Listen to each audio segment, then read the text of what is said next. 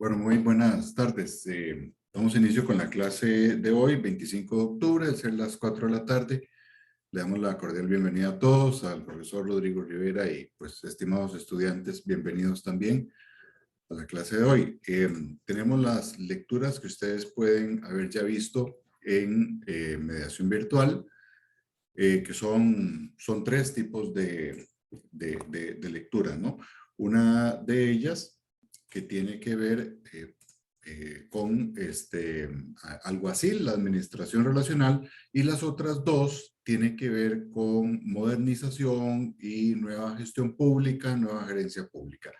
Entonces, la presentación de lo que va a versar hoy va, digamos, a explicar un poco el origen, la relación que existe entre ambos términos, es decir, el tema de la nueva gestión pública y la nueva y la administración relacional, porque digamos que la última es derivada de la NGP o nueva gestión pública.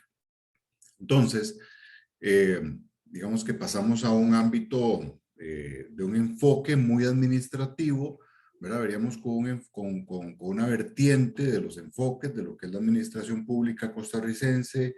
Vimos muchos temas relacionados con la Constitución, con la ley, con la descentralización.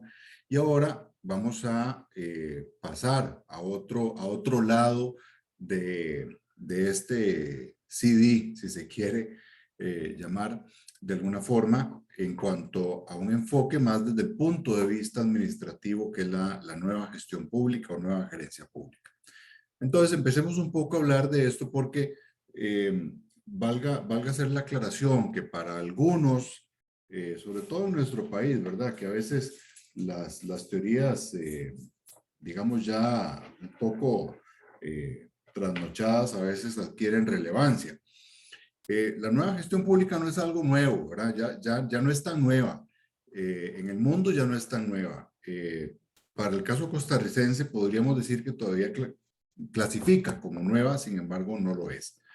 Entonces, para fundamentar esto que estoy diciendo, principalmente esto uno lo enfoca en varias latitudes del mundo. En primer lugar, en Estados Unidos, esto que hoy llamamos la nueva gestión pública se enfocó desde el punto de vista del gerencialismo y de la modernización, ¿verdad? Como preámbulos de llamarlo a la nueva gestión pública, muy aplicados siempre en el tema de la gestión pública con herramientas de lo privado. Y por eso es que teníamos ahí, vean que hay buena parte del siglo XX con el gerencialismo. No es casualidad que muchos teóricos de la administración moderna sean estadounidenses, y eso ha permeado también el tipo de enfoque en la administración pública costarricense, sobre todo por algunos, valga decir, políticos o tomadores de decisión, inclusive teóricos, que pues se han visto permeados por este enfoque estadounidense, ya sea porque estudiaron en Estados Unidos o porque pues les gusta mucho el tema de la política estadounidense, ¿no? Entonces se importan ese tipo de modelos. Bueno, esto es como un resumen, ¿no? De ese enfoque. También tenemos en Europa una visión que parte un poco distinta, más bien desde el estructuralismo, no del gerencialismo, ¿verdad? Como en Estados Unidos, sino más bien del estructuralismo, con enfoques de derecho, perdón, de sociología. Se pasa a un neoestructuralismo, a un neoinstitucionalismo, que son otras corrientes, y donde involucra ya más temas de economía y de ciencia política, y ya a finales del siglo XX es donde se empieza a comentar de la modernización, gestión pública, nueva gestión pública. ¿Ok? Todos estos son antecedentes de lo que viene a configurarse como la nueva gestión pública. Por tanto, hay una serie de bases de esa nueva gestión pública que podemos encontrar en varios países. Como les decía, principalmente en los paradigmas actuales de lo que es el Reino Unido, Australia, Nueva Zelanda, Canadá y Suecia. Son, digamos, que los países iconos en cuanto a este enfoque de nueva gestión pública. Y van muy relacionados con esos puntos que ustedes ven ahí. Reforzar la coordinación gubernamental. Eh, y esto es muy, como ustedes ven, es muy al estilo europeo. No es casualidad que varias de estos componentes sean retomados por la OECD, tema que vamos a ver más adelante en el curso. Pero en este caso, esta coordinación gubernamental, por ejemplo, la OECD para el caso costarricense lo propuso para el tema de centro de gobierno, ¿ok? Así se le llamó. Dentro del tema de gobernanza, dentro de la mesa de trabajo de gobernanza de la OECD. Entonces, este tema de coordinación gubernamental. También de simplificar estructuras administrativas, que era otro elemento claro de este nuevo enfoque. Separar responsabilidades políticas de las de gestión, que esto es muy importante y vamos a ahondar en eso un poco más adelante. A la nueva gestión pública le gusta separar, digamos que quede más zanjado el tema de qué es lo político y de qué es lo de gestión, por así decirlo, el tema más técnico, ¿sí?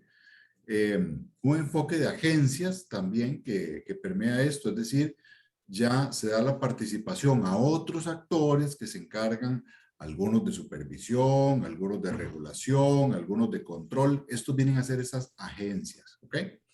Y por supuesto el ámbito de la competencia en cómo se prestan servicios públicos.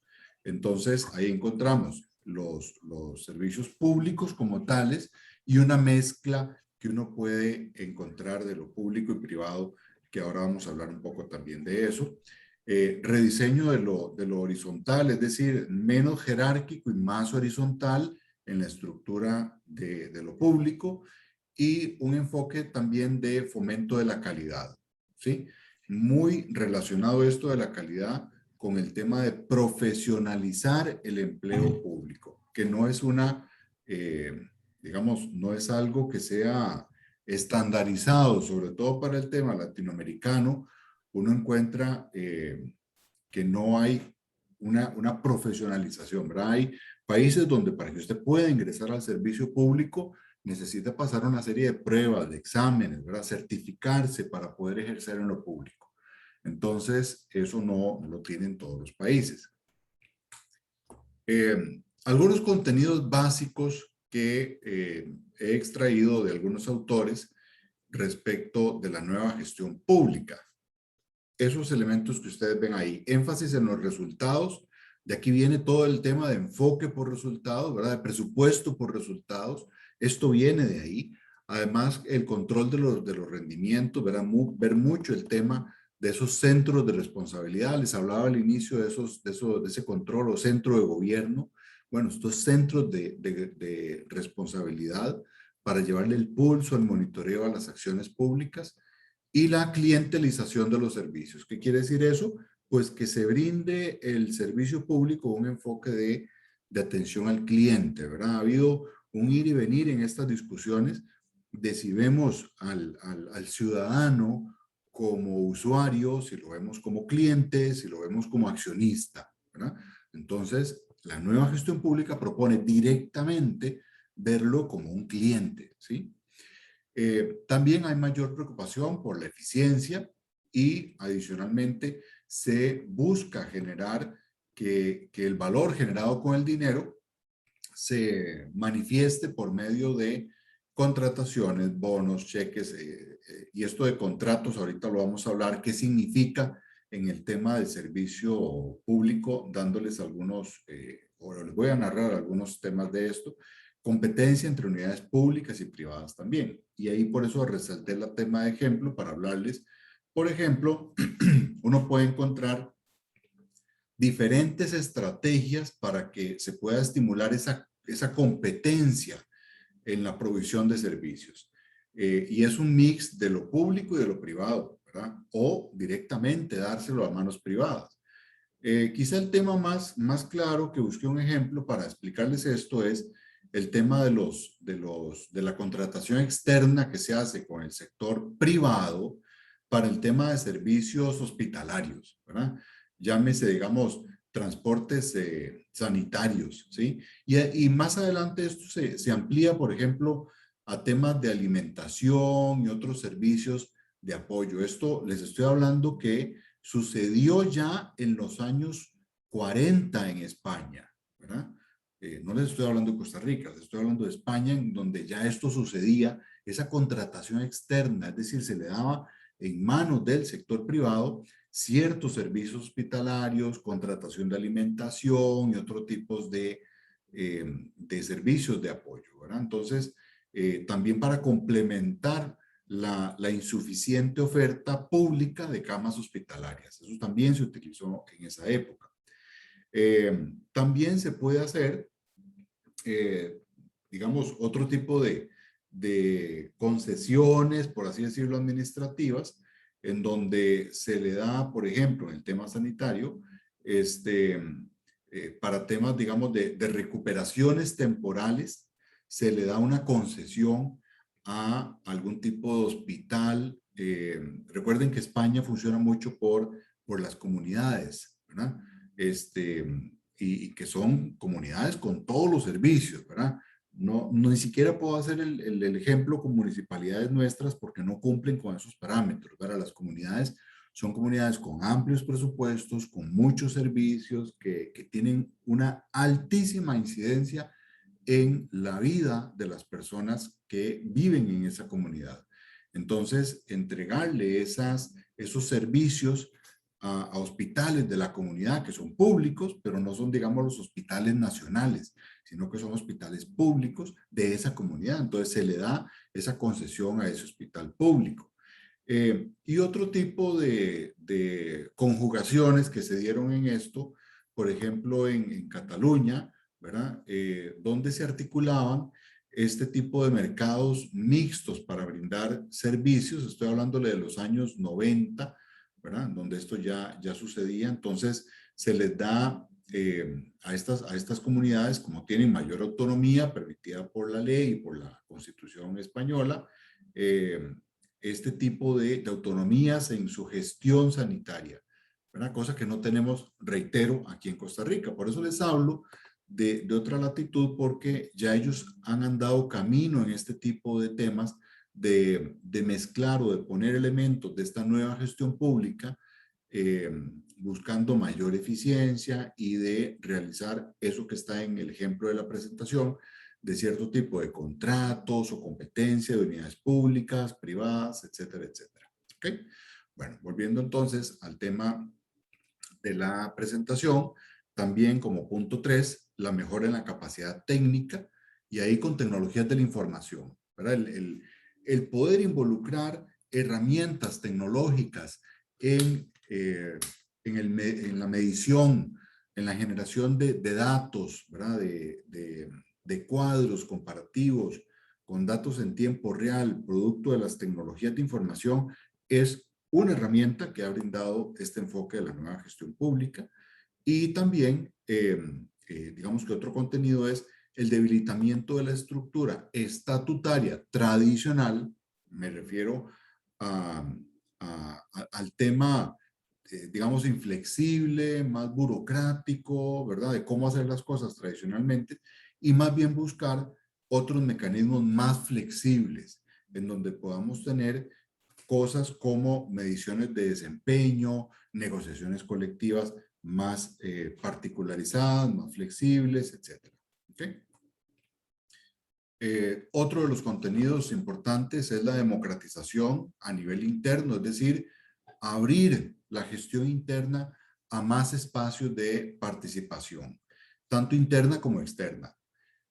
A nivel interno están las herramientas de círculos de calidad, entonces se le pide opinión, consulta, criterio a diferentes órganos y personas dentro de la estructura institucional y se abandona, digamos que la tradicional toma de decisión por parte de la jerarquía, ¿verdad? Entonces, de algo más vertical, donde la jerarquía es la que tiene que decir por dónde vamos, se hace una gestión más participativa a lo interno. Y a lo externo, buscando acercamiento con las herramientas que se tenga de participación ciudadana. ¿Ok? Bueno, Todo esto también se complementa con temas de la cultura que hay en las instituciones públicas, ¿verdad?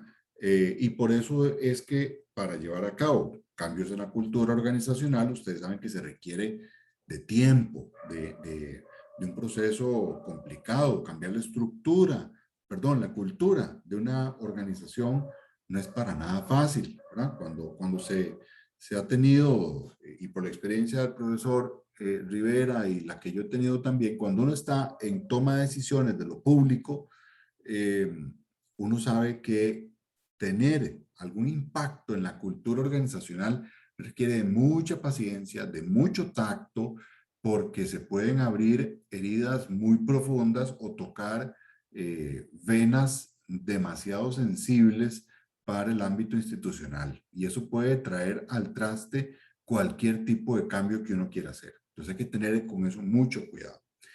Por supuesto que el tema de la corrupción, ¿verdad? De la lucha contra la corrupción y de fortalecer el tema ético es algo que propone esta nueva gestión pública. Y además, buscando lo que ya les decía, más flexibilidad en cuanto a reducir estructuras burocráticas y generar más bien agencias que sean independientes, con descentralización territorial, etcétera, etcétera. Entonces, por ejemplo, ahora que he estado en este tema de la obra pública, digamos que la figura de UNOPS, que ustedes seguramente habrán escuchado, y que ya alguno que otro candidato ha dicho, bueno, cuando yo sea presidente, a partir de 2022, no voy a utilizar la figura de UNOPS para contratar obra pública o para llevar a cabo obra pública. UNOPS, ¿verdad? Que tiene, es una agencia de Naciones Unidas que ha puesto, digamos, este brazo ejecutor bajo la figura de eso, como de proyectos, para poder hacer obra pública, pues bueno, eh, o se enmarca dentro de estas agencias que se crean dentro de la nueva gestión pública. Obviamente, no digo que la creación de esto haya sido totalmente pensada a este nivel en decir, vamos a crear una institución que sea de la nueva gestión pública y le vamos a poner tal. No, lo que pasa es que estos temas de nueva gestión pública llegan a los tomadores de decisión con ejemplos, ¿verdad? Bueno, es que en tal país hicieron esto y funcionó, ¿verdad? Y quizá el que lo implementó o el que lo decidió poner en Costa Rica no necesariamente estaba pensando que lo estaba haciendo bajo un enfoque de nueva gestión pública, pero nosotros como administradores públicos tenemos que saber y poder analizar que una figura como esas clasifica dentro de los contenidos que ha propuesto desde hace años el tema de la nueva gestión pública, ¿verdad? El uso de agencias para hacerse cargo de esto. Bien, en resumen de esto que les he hablado, propuestas de la nueva gestión pública, reducir el tamaño de lo público, descentralizar, jerarquías más planas, ruptura del monolitismo y especialización, desburocratización, desmantelar estructura estatutaria, clientelización, evaluación y cambiar la cultura. ¿Okay? Esto ya lo vimos, es como un resumen de lo que hemos hablado hasta el momento para cerrar, digamos, y cerrando este tema. Y algunos principios que establece la nueva gestión pública tiene que ver con devolver la autoridad, ¿verdad?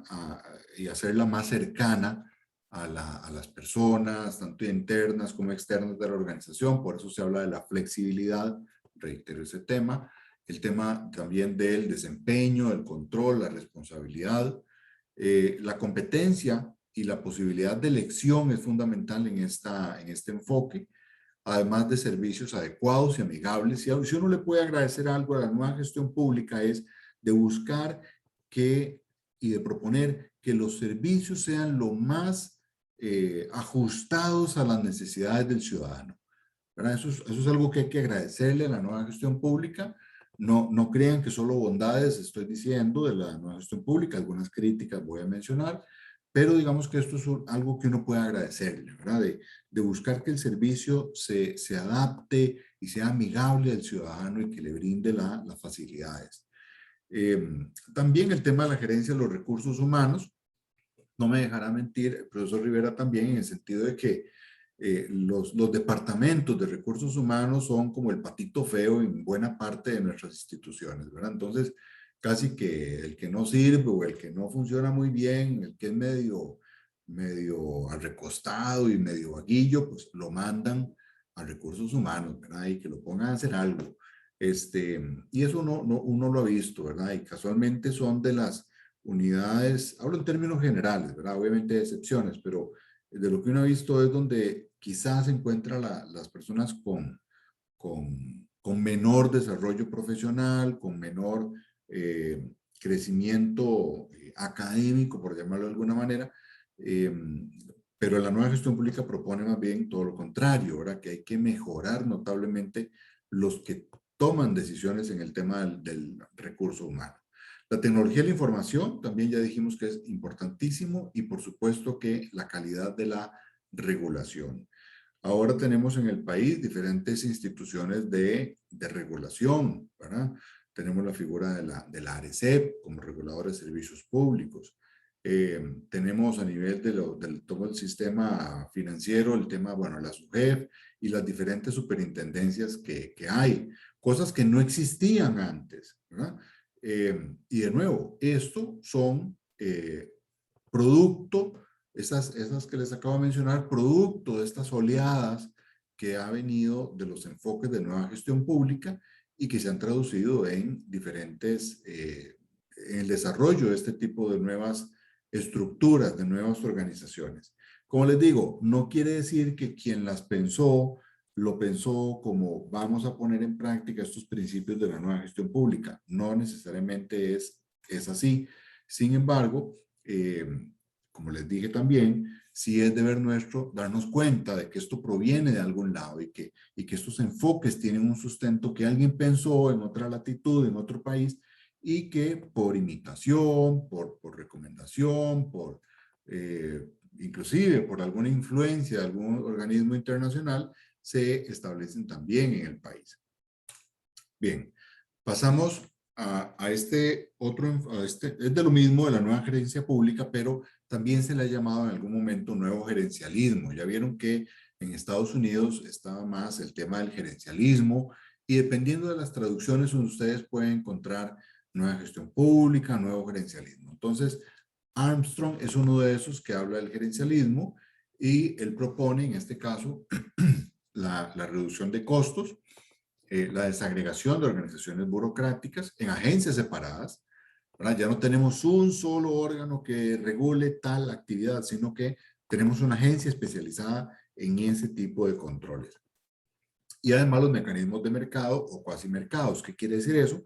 Mecanismos de mercado, es decir, someterlo a la externalización, a que lo realice un privado o que lo realice competencia público-privado o inclusive competencia pública, como el ejemplo que les daba de las comunidades de Madrid, ¿verdad? De Madrid o de Cataluña que les mencioné. Bueno, eh, estos elementos del nuevo gerencialismo introduce el tema de gestión de desempeño, de nuevas políticas de empleo público y de énfasis en calidad del servicio público. Estamos precisamente viviendo nosotros este tipo de oleajes de gestión de desempeño, que aunque no se han concretado, ¿verdad? Porque cuando uno ve los instrumentos de medición de desempeño de lo público, son instrumentos antiquísimos, algunos ya obsoletos, y claramente hay una necesidad de eso. Hay diferentes instituciones que han venido trabajando en nuevos modelos de evaluación de desempeño para el sector público centralizado, entiéndase ministerios, bajo el régimen de servicio civil. Pues ha habido algunos cambios, pero por lo menos a mí en lo personal no me satisface plenamente los modelos que tenemos actualmente, ¿verdad? Lo de empleo público, ya ustedes saben que tenemos varios años de hablar de empleo público, de si un salario único o no, de si homologamos todas las escalas salariales, etcétera, etcétera. Y más recientemente con la ocurrencia que tuvo el gobierno de ofrecerle como moneda de cambio para el préstamo al FMI avances en materia de empleo público, porque eso iba a generar ciertos ahorros a largo plazo para disminuir el déficit fiscal, cosa que ya se vio que no era cierto porque los cambios en el empleo público, pues no son tan inmediatos, en realidad son a muy largo plazo. Los efectos reales y verdaderos, para que uno los pueda ver, tomaría 15 años, ¿verdad? Para poder ver esa, digamos, una disminución importante en las curvas de un nuevo régimen de empleo público. Pero bueno, más allá de eso, también tenemos este enfoque de gerencialismo y en particular de gobierno emprendedor, lo que hace mención el reconocido doctor Osborne, que hablan que son estos mismos de la idea del timón, ¿verdad? Del gobierno como un timón. Entonces, por eso hablan ellos de un gobierno emprendedor que tiene un papel catalítico, es decir, que se encarga de reunir, de aglomerar, de poder dirigir mejor, pero no tanto de hacerlo él mismo, sino poder reunir este tipo de actores en la sociedad y fuerzas en la sociedad para que se hagan las cosas. Y también el tema de la orientación al desempeño, con enfoque de cliente y mercado. Como ven, hay elementos comunes en estos autores, lo llaman gerencialismo, nuevo gerencialismo, gobierno emprendedor, nueva gerencia pública, nueva gestión pública, pero tienen estos elementos comunes, ¿verdad? En todos ellos. Pues bien, ¿hacia dónde se orienta entonces esta nueva gestión pública? Y ahí yo lanzo la pregunta, bueno, la nueva gestión pública es políticamente neutra porque los proponentes, varios de los que toman decisiones con este tema de la nueva gestión pública, hablan de que la nueva gestión pública es neutra. ¿Y por qué dicen esto? Porque ellos le dan un enfoque técnico, ¿verdad? Entonces se desmarcan de lo político, se desmarcan de ese tipo de influencia y cuando dicen es que nosotros tomamos decisiones técnicas, dan a entender así como que lo político es lo pecaminoso, el pecado, ¿verdad? Ensuciarse las manos y que los técnicos son pulcros y santos e inocentes, ¿verdad? Con lo cual hay que tener mucho cuidado, ¿verdad? O sea, por lo menos mi visión es que no existe una acción en lo público que sea políticamente neutra. O sea, siempre hay que tomar partido hacia algún lado y, por supuesto, con los fundamentos técnicos y los datos científicos y lo que nos oriente a que las decisiones lleguen a la población más vulnerable, la que más lo necesita, etcétera, etcétera. Pero hablar de que es políticamente neutra, ¿verdad? Tomando como base que la política es el arte en el manejo del poder para influir en una sociedad hacia el logro de determinados objetivos, pues yo no diría que podría haber una gestión que pueda ser políticamente neutra, ¿verdad? Sino que siempre va a estar el elemento político. Además de que quienes tomarían decisiones son políticos, ¿verdad? No son necesariamente técnicos, aunque el político se quiera vestir de técnico, ¿verdad? Entonces, también hay que tener eso presente. Y si esto no los convence, a final de cuentas, en la toma de decisiones que la hacemos las personas, todos tenemos intereses. Y ahí sí no hay nadie que se pueda quitar eso, ¿verdad? Todos tenemos intereses. Y esos intereses influyen en la toma de decisiones, ¿verdad?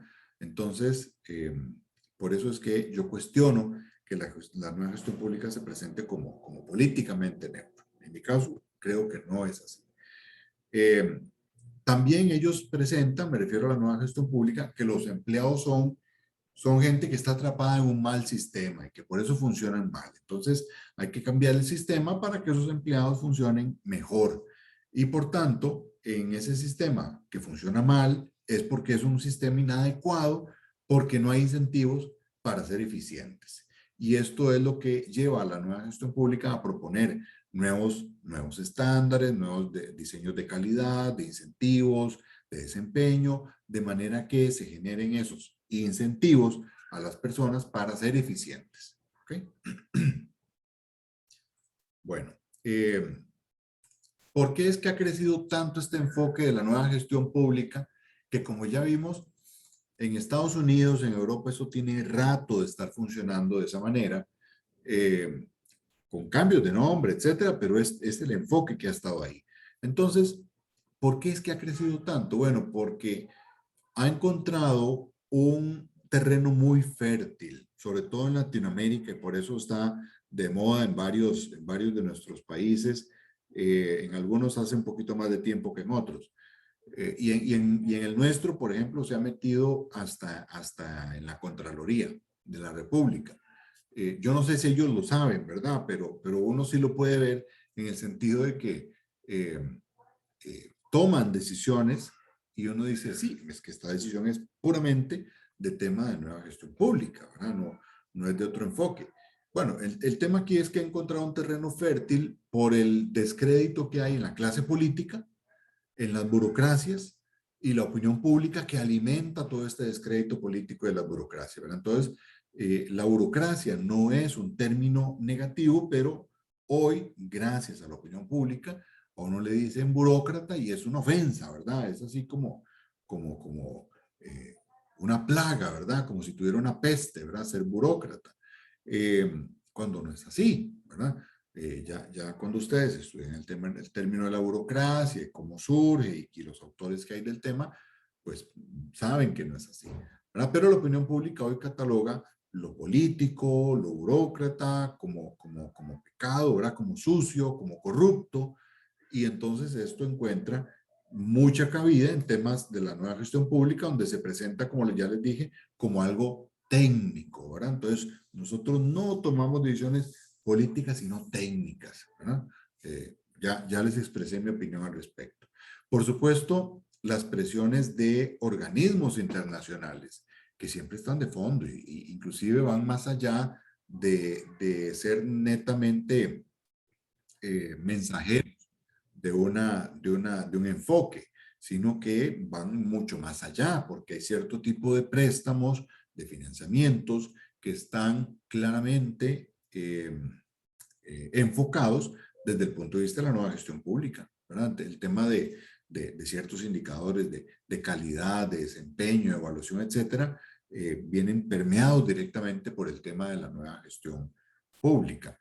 Y lo que ya les dije, la autopresentación que hace la nueva gestión pública, de ser técnica, de ser neutra, pues lo que busca es revestirse de esa pulcritud y hacer a un lado el traje sucio,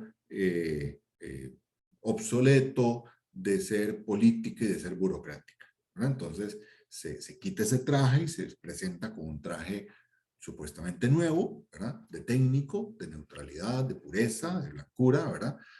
Casi celestial. Entonces, yo creo que no es tan así, pero así es como se presenta y por eso es que el enfoque ha tenido amplia aceptación mundial, ¿verdad? Porque es mundial. Bueno, entonces, ¿cuál es la nueva agenda o la agenda de la nueva gestión pública bajo este enfoque?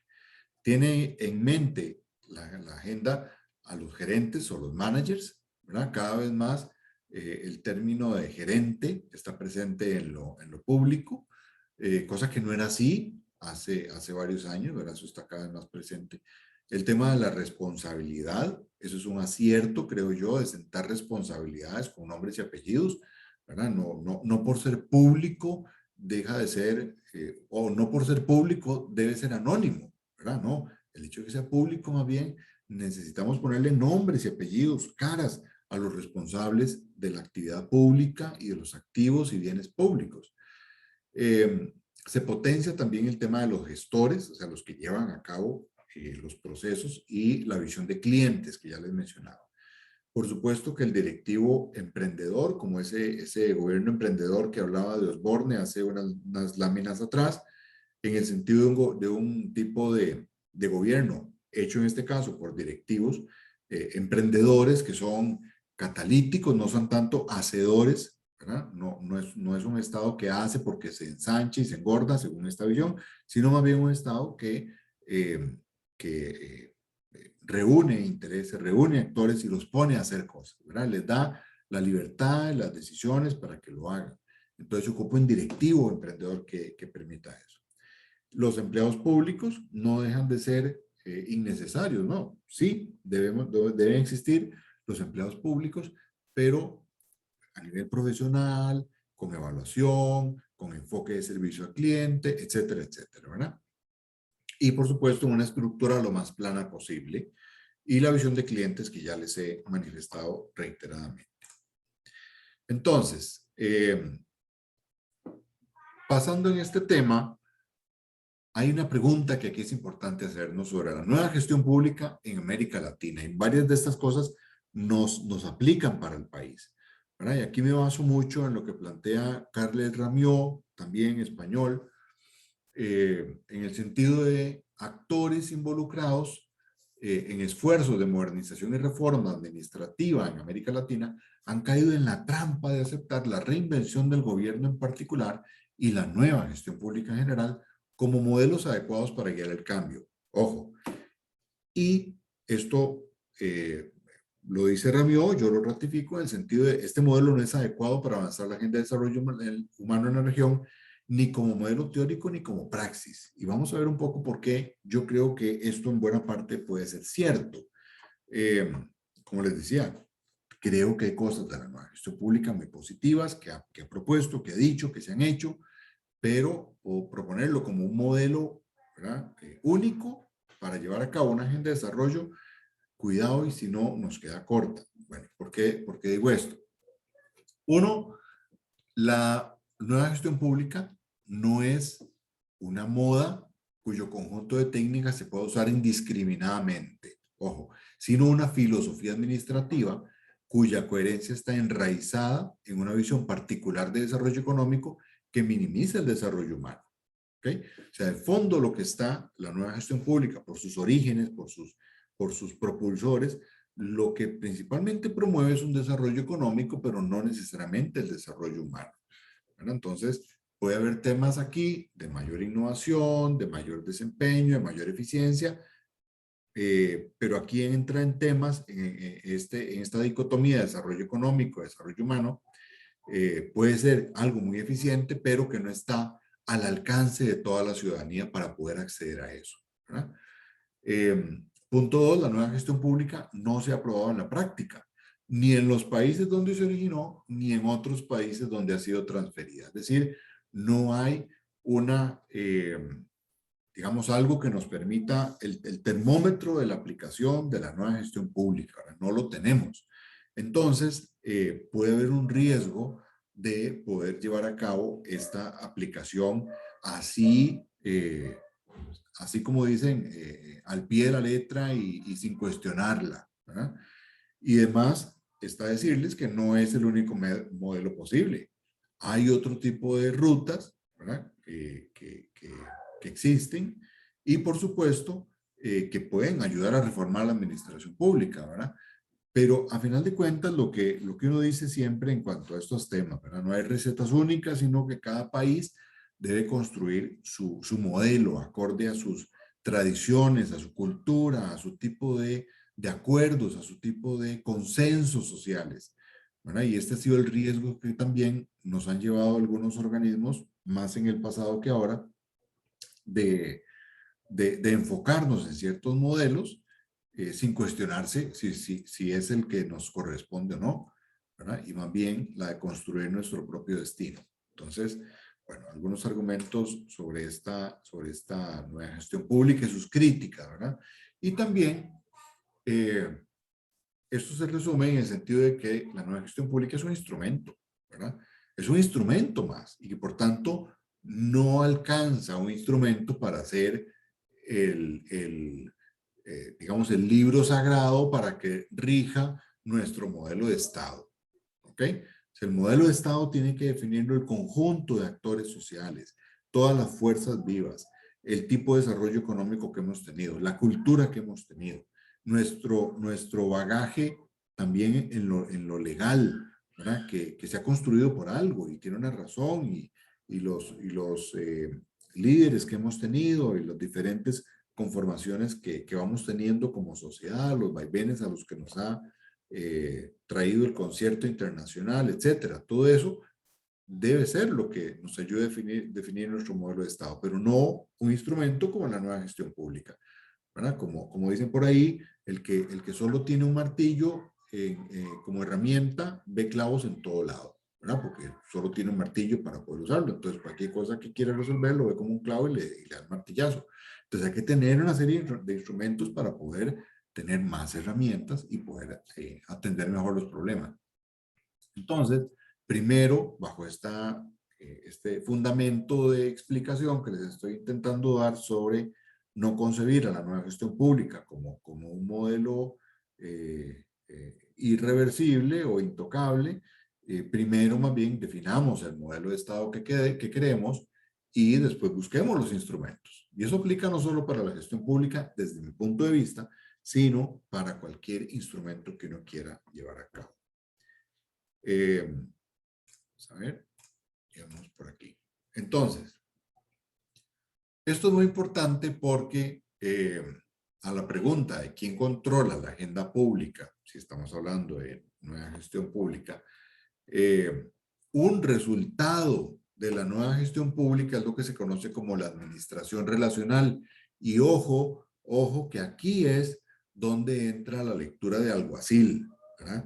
Porque ustedes van a decir, si no vemos esto, ustedes dirían, profesor, pero entonces, ¿cómo es?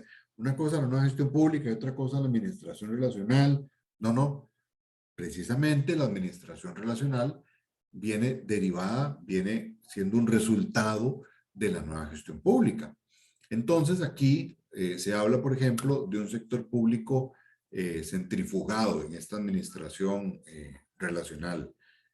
Centrifugado, ustedes saben, como las centrífugas de las lavadoras o las centrífugas que se utilizan en los laboratorios para exámenes, ¿verdad? ¿Qué es lo que hace? Que usted mete una sustancia ahí y separa sus partículas, ¿verdad? Separa sus partículas para poder estudiarlas mejor. El caso de un laboratorio, ¿verdad? De sangre o lo que sea, se utiliza la centrífuga, entonces se separan esas diferentes partículas para poder analizarlas mejor y ver los diferentes componentes. Entonces, la administración relacional utiliza mucho esto. Adicionalmente, el uso de la externalización, es decir, servicios que no brinda directamente el aparato público, sino que lo pone en manos de terceros. Algunos impactos no deseados que ha generado este enfoque de la administración relacional, y hablo de los impactos no deseados porque todas las bondades ustedes las van a encontrar en la lectura de alguacil, que valga decir, las lecturas en general están bastante claras, inclusive alguacil en un apartado, una tablita que ustedes ven en la lectura, habla de una aplicación más débil y un poco más fuerte, ¿verdad? Esta administración relacional. Por eso lo que les quiero hablar es como cosas que no necesariamente están en la lectura, pero que sí es importante tenerlas para analizarla. Y es algunos impactos no deseados. Y es, por ejemplo, que en esta centrífuga que aplica la administración relacional puede darse elementos como la fragmentación multinivel o la fragmentación administrativa. Entonces, cuando se da esta fragmentación en los diferentes niveles de la administración pública y en los diferentes procesos administrativos, ahí la pregunta que tenemos es, bueno, si esto sucede, ¿quién va a controlar la agenda? Porque tenemos diferentes fragmentos, diferentes grupitos que son los que tienen participación en lo público, en la toma de decisiones, en la ejecución de cosas. Y entonces, ¿quién va a controlar esto? ¿Verdad? Y entonces aquí es donde se da espacio a que puedan darse algún tipo de espacios o vacíos donde entre la corrupción, ¿verdad? Por este tipo de fragmentación, pérdida de controles, pérdida de trazabilidad, de seguimiento de las decisiones, de participación de privados, y ahí podríamos tener algunas ventanas de posibles corrupciones que se pudieran dar si eso no está bien controlado. ¿Okay? Y finalmente, para cerrar algunas otras críticas que hace al nuevo gerencialismo, Minsberg en particular, ¿verdad? Habla de que la relación entre el gobierno y el ciudadano es distinta al de empresa-cliente, ¿verdad? Es decir, no es lo mismo, no se puede ver al gobierno y al ciudadano como una empresa con su cliente. Eso es algo que menciona Minsberg, porque dice varias cosas, pero lo principal es que los derechos que tiene el ciudadano sobre la toma de decisiones en el gobierno es mayor o es muy distinto al poder que puedan tener los consumidores respecto de una empresa, ¿verdad? Entonces, se supone que el ciudadano, que es el soberano, ¿verdad? La ciudadanía como soberano, que le da el poder y la representación de ese ejercicio a los gobernantes, eh, pero es un poder que tiene en realidad la ciudadanía. Entonces, eh, dice él que no se puede ver, como lo menciona el nuevo gerencialismo o la nueva gestión pública también, al ejercicio del gobierno ciudadano como el de empresa cliente, ¿verdad?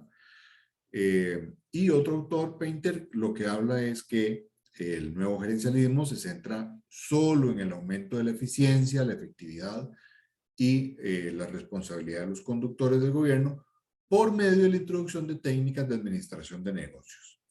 Y lo que sí es cierto es que hay muchas herramientas que han surgido principalmente en la administración de negocios que han sido llevadas a cabo a lo público, ¿verdad? Y la nueva gestión pública es la que se ha encargado de eso. En Estados Unidos es muy común ver esto.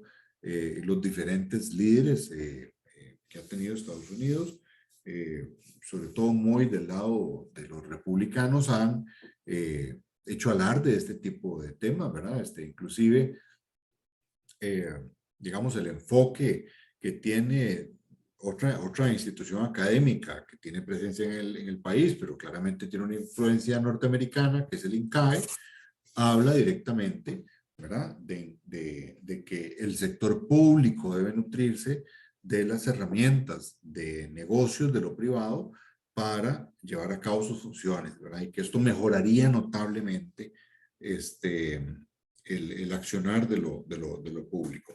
Yo no niego que hay herramientas de lo privado muy valiosas, muy importantes, que han venido a enriquecer lo público, pero también coincido con esto que se está diciendo acá, de que no es lo mismo el enfoque gobierno ciudadano versus el enfoque empresa cliente.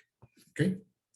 Bueno, entonces, pues hasta acá, jóvenes, con respecto a este tema de la nueva gestión pública que ha tratado de englobar lo que mencionan las diferentes lecturas, junto con un pase que le hice ahí a la lectura de Alguacil con la administración relacional, que ustedes pueden ahondar todavía un poco más, pero quisiera abrirle espacio ahora, profesor Rivera, si usted tuviera algún comentario, bienvenido sea, o alguna pregunta de los estimables estudiantes.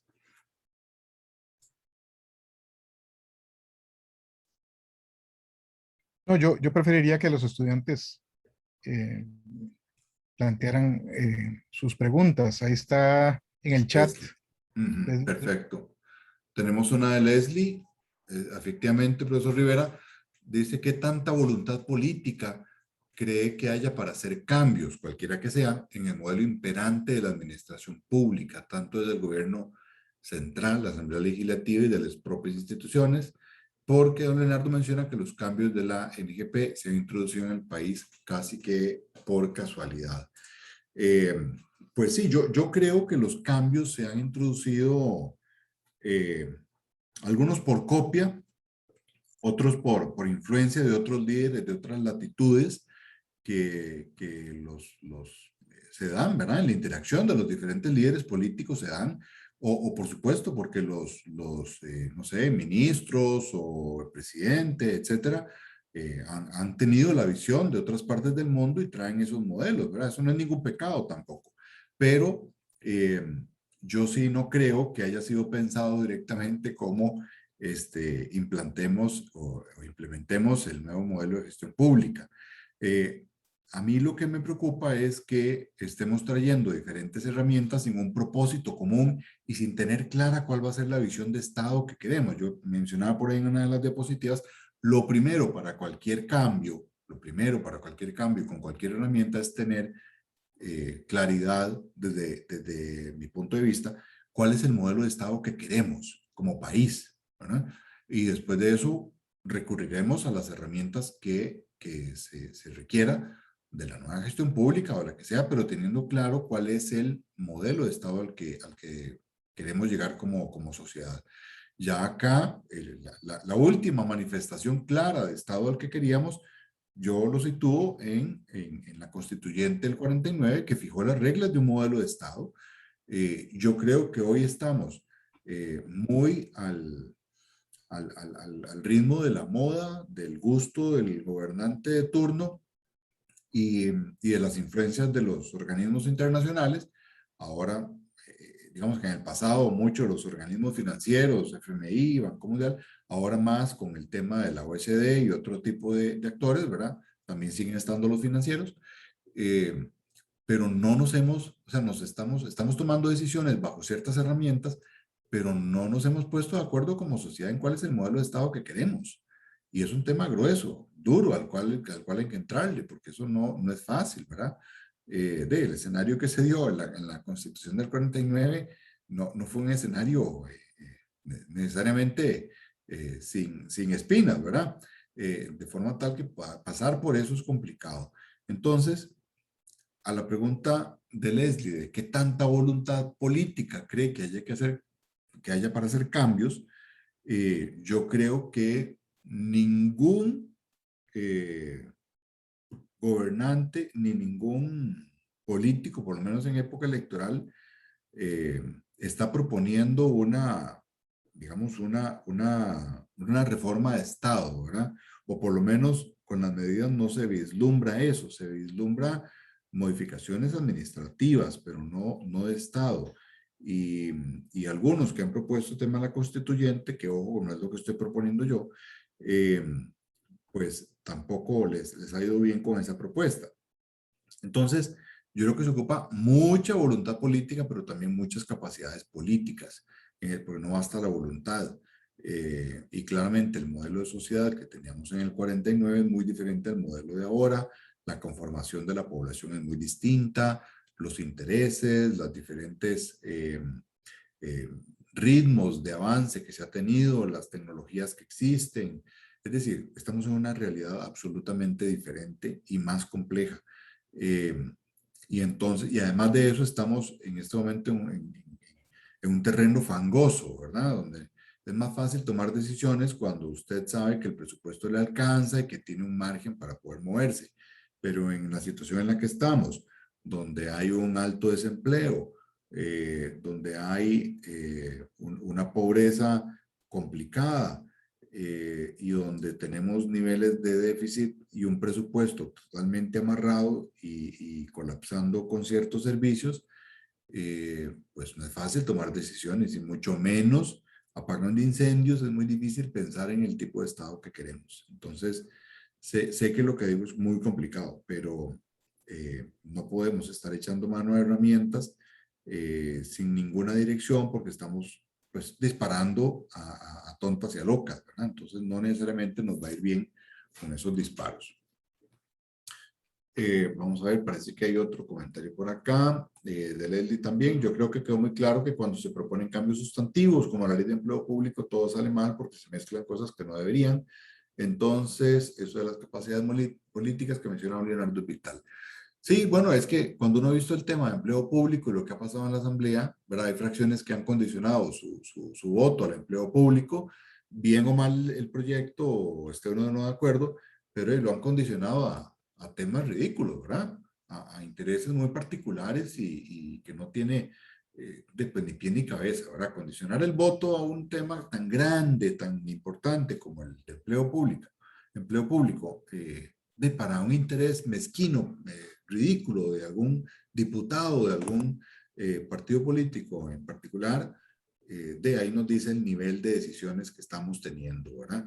Y salen decisiones, como les digo, y analicen ahora lo que van a proponer cada uno de los diferentes candidatos, analícenlo, porque van a ver que ya hay un candidato por ahí que le encanta ponerse de que no es político, que es técnico, ¿verdad?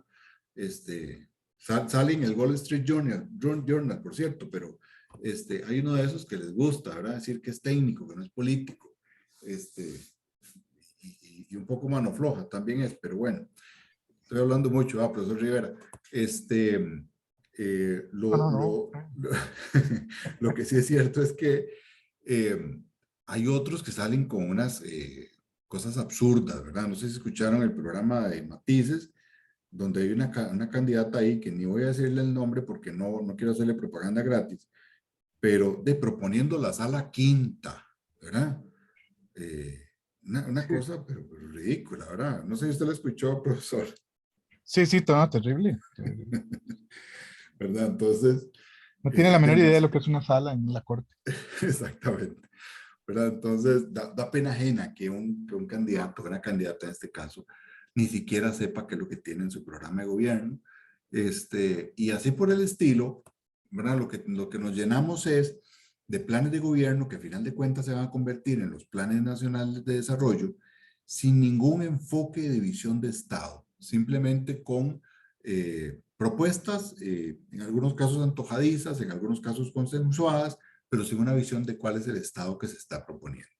Y entonces ahí, pues, las cosas se mueven al ritmo del sabor del mes y así no es como se debería tomar decisiones en lo público. ¿Alguna otra pregunta? Yo quisiera meter ahí un poco la cuchara Por favor. brevemente, en el sentido de que considero sumamente útiles los dos artículos, el de Culebro y el de Fuentes y otros, ¿verdad? En la medida en que nos llaman a una reflexión sobre la implantación de modelos en América Latina y sobre todo pues en nuestro país.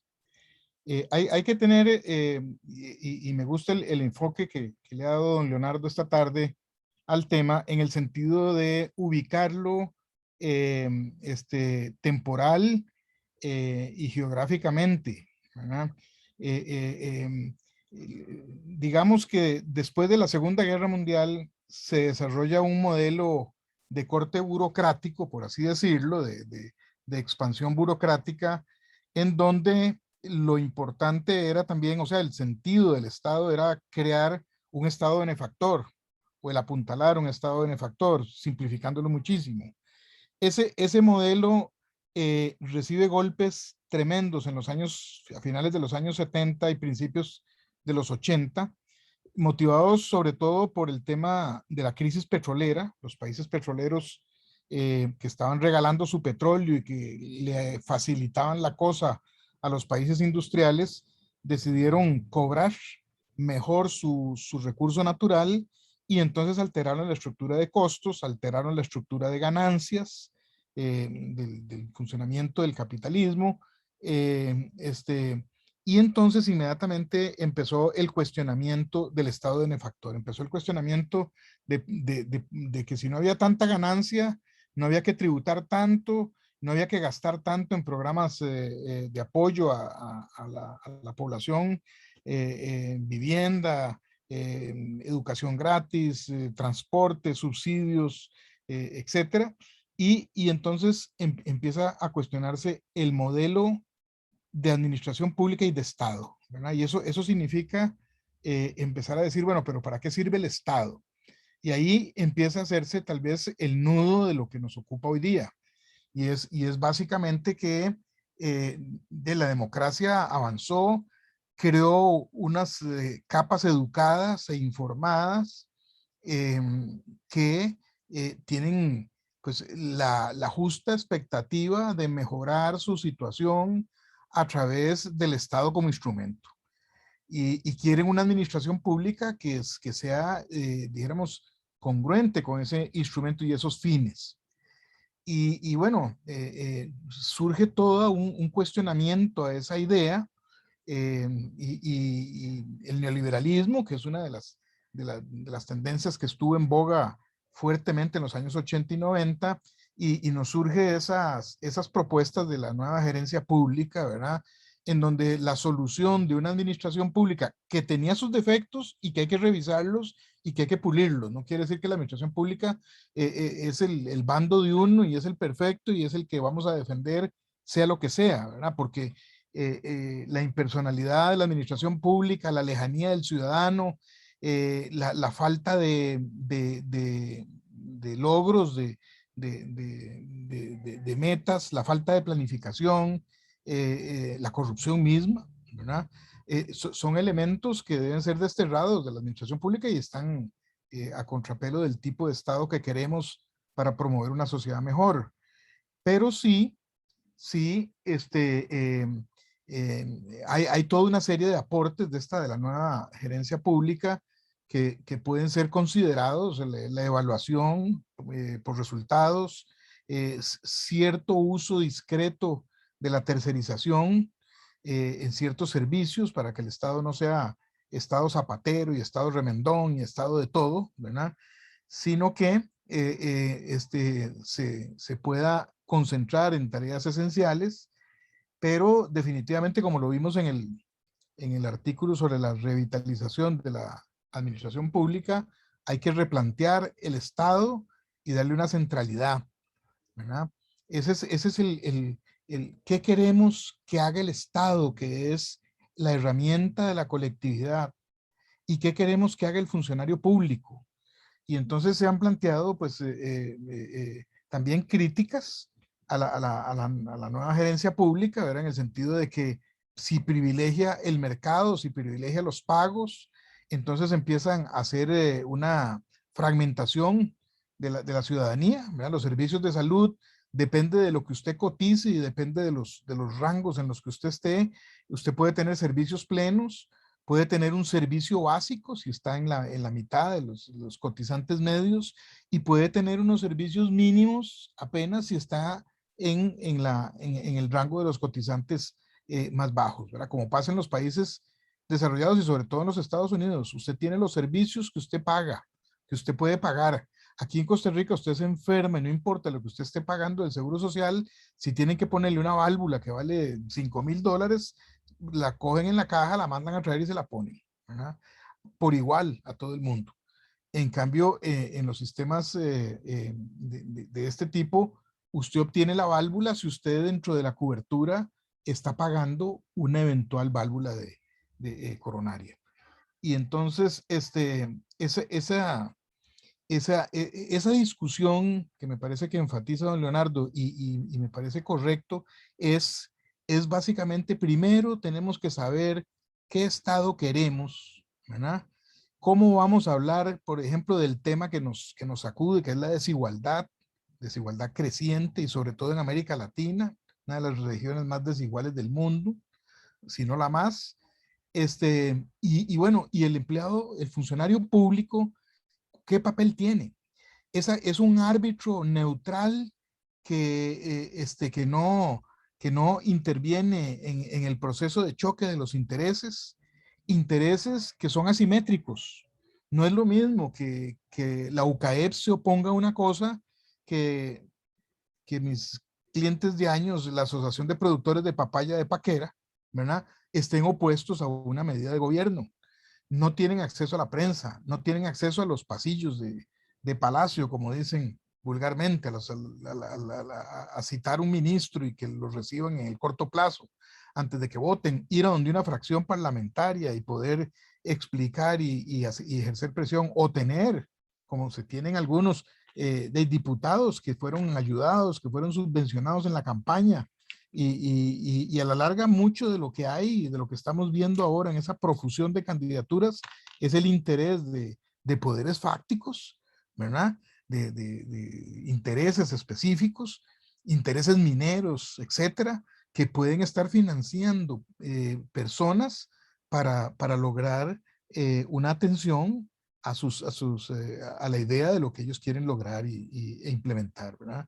Entonces, esa discusión política importante, la política es la capacidad de formular utopías, de decir cosas que no existen todavía, pero que las queremos hacer. Y ese quiebre de la facultad o de la creencia en las utopías es lo que nos pone en manos de gente que nos dice, mire, hay una administración eficiente, es un único modelo y no hay nada que discutir. Todo esto está hecho. Entonces, ustedes van a ver que mucho candidato y hay mucha posición en el espectro público, ¿verdad? Que lo que sostienen es eso, de que todo lo que hay que hacer, bueno, doña Pilar Cisneros, ¿verdad? Dice que todo el mundo sabe lo que hay que hacer y que lo que pasa es que les hace falta la decisión para hacerlo. Sí, pero ese todo el mundo sabe lo que hay que hacer es una versión de lo que hay que hacer. no toma en cuenta a todos y no va a beneficiar a todos menos formulado por ella.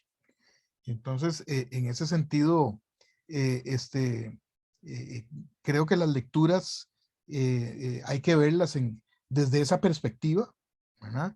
No son lecturas de una dificultad grande, pero sí con toda la atención del caso para entender eh, esa secuencia histórica, ¿verdad? Y la administración relacional, la idea de gobernanza y todo esto de interactuar y los dos niveles o los dos tipos de interacción que plantea algo así, el débil y el fuerte, este, eh, tienen ideas también rescatables. El hecho de querer la participación de la sociedad civil en la administración, pero, pero este, hace falta la dimensión política. No todo es una administración neutral, eso no existe. Y bien lo dijo don Leonardo, ningún modelo eh, de sistema administrativo es perfecto, es copiable íntegramente, lo que nos puede mostrar ahí la experiencia de Inglaterra, la podemos poner aquí porque Inglaterra es exitosa, entonces vamos a ser exitosos nosotros. Eso no es cierto. Eh, Hacerles esas reflexiones sobre las lecturas que tienen que nos exponen una beta muy rica de planteamiento eh, ubicado en nuestra realidad. Sí, gracias. Muy bien, gracias, profesor. Solamente, bueno, reitero el tema de que decía ya el profesor Rivera, vean estas lecturas pensando en nuestro país, ¿verdad? En donde se han implementado algunas de estas temas, de estas herramientas de nueva gestión pública, pero ¿cuál es el resultado hoy? ¿Verdad? El resultado hoy es que si nos comparamos con la OECD, que tanto quisimos entrar, bueno, ya estamos ahí, entonces pues si queríamos entrar, comparémonos con la OECD. Entonces tenemos a Costa Rica como el país más pobre de la OECD, con mayor desigualdad, ¿verdad? Según el índice de Gini de países de la OECD y del mundo, ¿verdad? Y adicionalmente con Costa Rica con los índices más altos de desempleo también de la OECD. Esa es nuestra realidad hoy, ¿ah? Y no le podemos echar la culpa a la pandemia de esto, ¿verdad? Claramente se han desnudado algunas cosas, pero no es culpa de la pandemia la situación en la que estamos. Se ha agravado algunas cosas, ¿verdad? Pero ya nuestros indicadores venían mal en varias cosas. Entonces, ese es un primer comentario para que reitero la importancia de leer las lecturas con base en pensando en nuestro país y nuestra realidad. Y eso nos lleva también a la actividad que ustedes tienen, que ya está colocada desde el fin de semana en mediación virtual, sobre la actividad sumativa que tiene que ver con revisar un video que les hice también, que ya yo había hecho sobre el tema del informe de la CEPAL para el tema de COVID y de algunas medidas que ellos están proponiendo y que puedan valorar eso de cara a las lecturas. Se les piden principalmente para el tema de la lectura de alguacil, de administración relacional. Sin embargo, ya vieron que la administración relacional no se entiende sola, se entiende como un resultado de la nueva gestión pública, ¿verdad? Entonces también pueden echar mano a lo que mencionan los otros autores para el análisis que tienen que hacer de esa actividad. ¿Ok?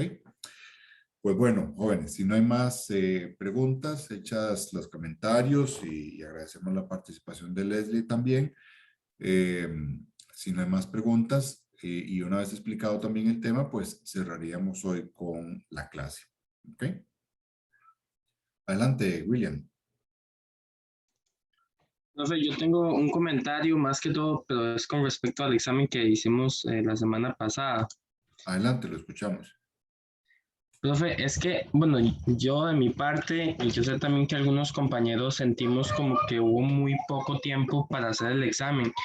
y siento que eso nos afectó un poco porque además de que hubo mucho tiempo, es muy poco tiempo y que el examen estaba un poco extenso, este, también la parte de que uno no se pueda devolver a las preguntas, eso también afecta mucho porque a veces uno tal vez se queda un poco pegado en alguna pregunta y no puede avanzar, digamos, a hacer otras mientras, digamos, deja la más difícil o la que está un poco más confundido y siento que eso de cierta manera ha afectado mucho a uno porque hubieron, bueno, muchas definiciones en lo que son las preguntas. Entonces, siento que eso afectó bastante a la hora de hacer el examen. Le comprendo, William. Bueno, recibida la observación. Como comentario también, les comento que si uno ve los resultados del examen, pues digamos que no son resultados necesariamente malos. Y hay, en el uso del tiempo, hay gente que ni siquiera consumió la mitad del tiempo, ¿verdad? Entonces, si uno empieza a revisar, pues no parece que haya sido desproporcionado en la cantidad de preguntas respecto al tiempo, porque bastantes no utilizaron ni siquiera la mitad del tiempo. Es decir, la hora, digamos, fue calculada con base en otras experiencias similares y por tanto, pues, por lo que está en la evidencia del examen, no parece haber sido desproporcionado.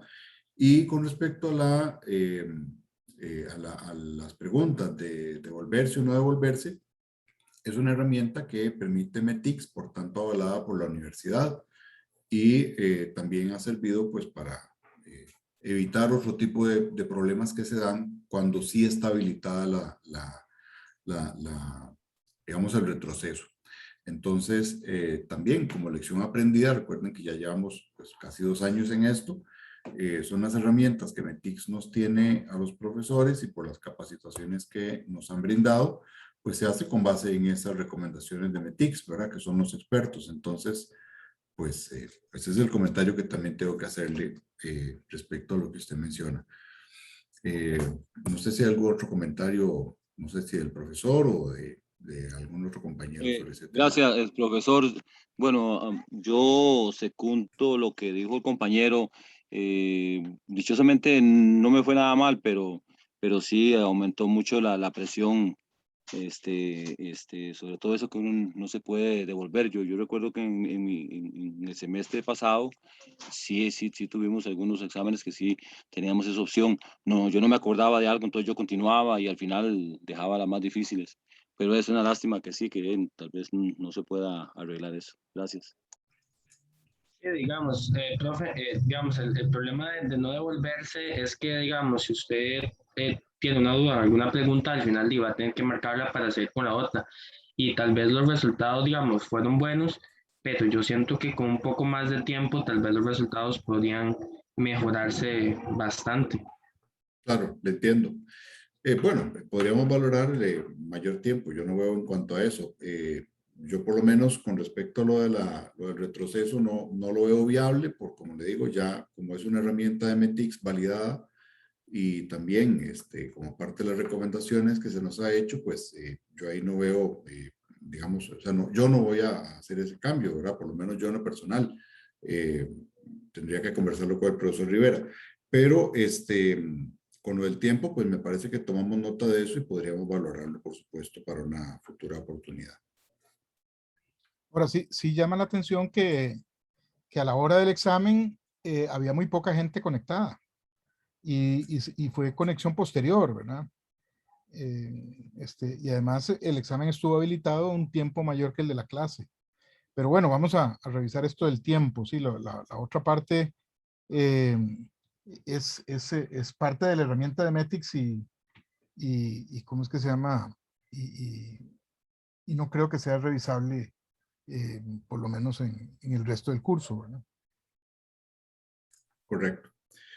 Bueno, jóvenes, tomamos nota de su recomendación respecto al tiempo. Lo otro ya está comentado. No sé si hay algún otro tipo de comentario o duda sobre el curso o de la lectura. Si no, pues, como les digo, estaríamos finalizando acá y pues les desearíamos muy buenas tardes a todos y que pues que pasen muy bien, ¿no? Sería eso, profe. Muchas gracias. Bueno, a ustedes jóvenes, que la pasen muy bien. Hasta luego, gracias, Buenas profe. tardes. Gracias, buenas tardes. Hasta luego. Buenas tardes.